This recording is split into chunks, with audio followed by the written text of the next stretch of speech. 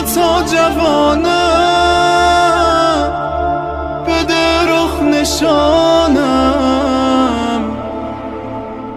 بیا تا جوانم، بده رخ نشانم.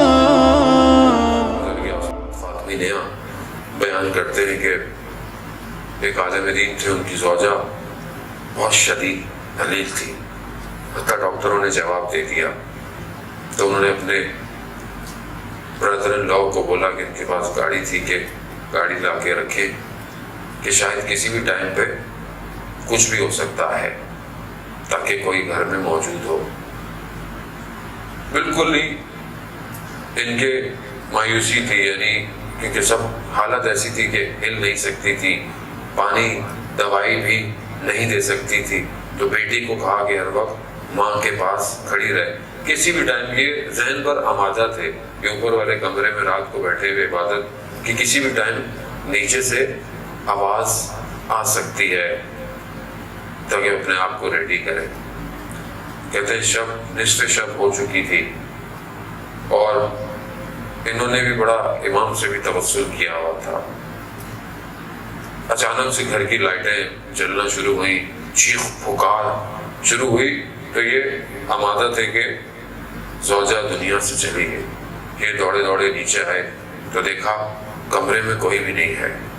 جب جا کر دیکھا تو صحن کے اندر چادر پہنی ہوئی، وہ جو لب ہل نہیں سکتے تھے پانی کے لیے، وہ چادر پہنی ہوئی صحن میں چہل قدمی کر رہی ہے، اور ایک دم پریشانی کی حالت میں. تو یہ جا کر پوچھا کہ کیا ہوا؟ بیٹی چیخیں مارتی ہے کہ یہ ہم خواب تو نہیں دیکھ رہے، یہ حقیقت ہے. کہاں بیٹا، لگتا تو حقیقت ہی ہے. تو زوجہ نے بولا آپ ان باتوں کو چھوڑیں، جلدی کریں، وقت کا امام آیا تھا چلا گیا. آج جانے محترم ہم اپنے وقت کے امام کو پکارتے رہے اس طرح کہ یا صاحب الزمان اغثنی ادرکنی، مولا آئیے ہماری مشکلات کی طرف توجہ کیجیے. ہماری سب سے بڑی مشکل یہی ہے کہ آپ نہیں آ رہے ہیں. متھا ترانا، میں کب آپ کو دیکھوں گا جبکہ یہ آنکھیں پوری دنیا کی مخلوق کو دیکھ رہی مگر آپ کو مولا نہیں دیکھ رہی ہے.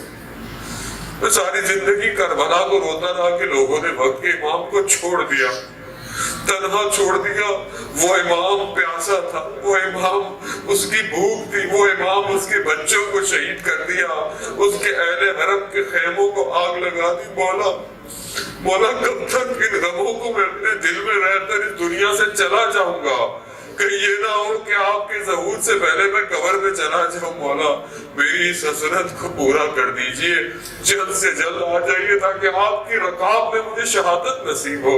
آپ کی رکاب میں میں امام حسین کے ان ظالموں سے بدلہ لے سکوں، حضرت سیدہ کے ظالموں سے بدلہ لے سکوں. مولا جلد سے جلد آ جائیے. ہاں عزیزان محترم.